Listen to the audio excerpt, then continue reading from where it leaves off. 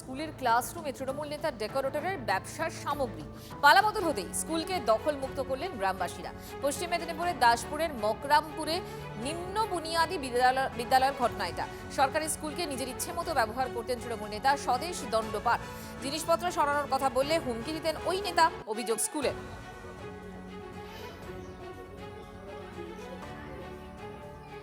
এক তৃণমূলের নেতা স্বদেশ দণ্ডপাঠ, সে তার স্কুলের প্যান্ডেলে মালপত্র রেখেছে এবং মদ্য আসর বসাতো, প্রতিদিন সন্ধ্যায় বসতো এবং সেই সব বোতল টোতুল পাওয়া গেছে।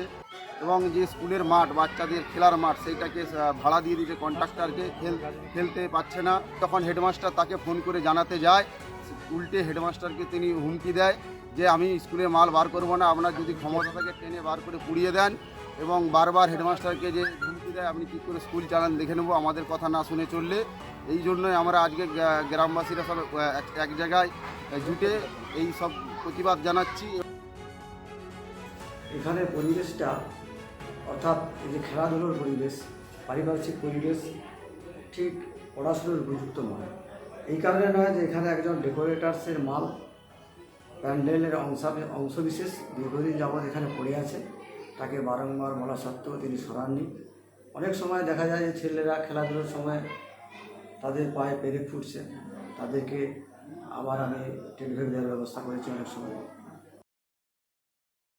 ওটা একদম পরিত্যক্ত স্কুলটা ব্যবহার হয়নি। তার একটা সাইডে ছিল ওই দুটো, ওই স্কুলেই পুজো হয়, দুর্গাপুজো, সেই দুর্গাপুজোরই মাল, ওই দুটো গেট, আর অন্য কিছুই ছিল না।